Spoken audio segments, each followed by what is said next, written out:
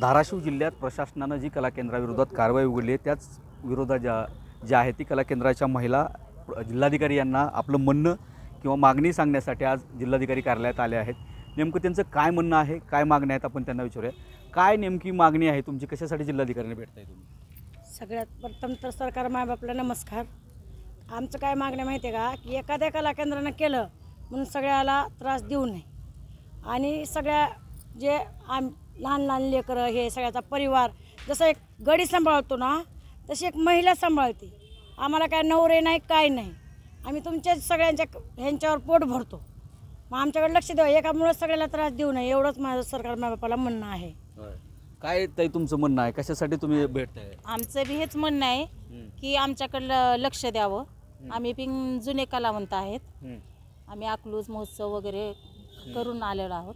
प्रशासन नियमाच्या बाबतीत सांगते काय नियम आहेत, कुणावर कारवाई व्हायला पाहिजे, काय जे क्रमांक घेतलाय ह्या वर्षी तर प्रथम क्रमांक घेतलाय आमच्या कालिका कला केंद्रानं अकलूजला। माझ्याकडे आहे, वाटलं तर मी ते दाखवते सरकारला। सगळे प्रमाणपत्र आहेत, कोटवापे भेटलेले आहेत। आम्ही काय असं नाही, आमच्या वयाच्या 11-12 वर्षापासून आम्ही सगळे सर्वजण कला दाखवतो। एका बरोबर सगळ्याला नाही जमत, कलेची कुठतरी मुस्करदाबी होते होतेच ना।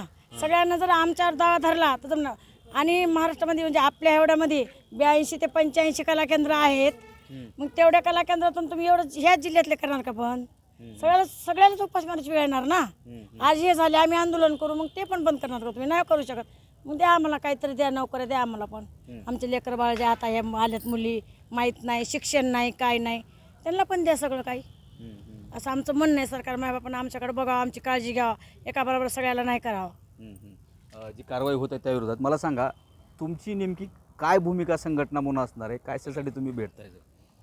गेली आता 2021चा कोरोना जो आला त्या काळानंतर महिला कला केंद्रात काम करत होत्या, त्या घरी गेल्या आणि परत कला केंद्रात आल्या, पण त्यानंतर मास्तर वस्ताद मिळणार म्हणून त्यांनी छोटेसे साऊंड लावून कार्यक्रम सादर करण्याचं सुरुवात केली। पण काही ठिकाणी चुकीचं झालं म्हणून प्रत्येकावर अन्याय करणं हे पण धोरण चुकीचं आहे। आता एखाद्या कला केंद्राने केलं तर सगळ्या कला केंद्रावर जी कारवाई केली जाते ती एकदम चुकीची आहे। त्या ठिकाणी प्रशासनाने जे काही अटी शर्ती लावून द्यायचं आहे त्याप्रमाणे त्यांना द्यावं आणि त्यांना उपजीविका भागवण्याचं साधन म्हणून आज त्या महिला जर कला केंद्र बंद झालं आणि रस्त्यावर आल्या तर त्यांची उपजीविका पूर्णपणे बंद होईल, आर्थिक विषमता तयार होईल आणि त्या महिलांनी बाहेर जाऊन करायचं काय? त्यांना कुठल्याही प्रकारचा रोजगार आज उपलब्ध नाही आणि त्या काही करू शकत नाहीत। महिला काय करू शकत नाहीत, आणखीन महिला काय सांगाल ताई, कशासाठी आलात तुम्ही, काय नेमकं काय करत मागणी काय आहे? असं काही नाही आहे, पण जे काही चालू आहे ते थांबलं पाहिजे। हो, चुकीचं चांगलं चाललं? हां चुकीचं चालू आहे। आमची उपासमार लोक आहे, आमच्यामुळं आमच्या पार्टीमध्ये सध्या माझ्यामुळं 4 मुली आहेत दुसऱ्या, त्याही लहान लहान मुलं घेऊन आलेले आहेत। मग माझ्यामुळे ते कसं आहे, सगळ्यांचं चालू आहे ना, तसं आमच्यात नको आहे। हां, जे नियमानं जे नियमाचं उल्लंघन करतात त्याच्यावरती कारवाई करावं, मात्र जे नियमानं चालतात त्याच्यावरती प्रशासनानं सकारात्मक पद्धतीने विचार करावा, अशी मागणी कुठेतरी आम्हाला करताना दिसत आहे। सागर जाधवसह बालाजी निरपळ, न्यूज 18 लोकमत, धाराशिव।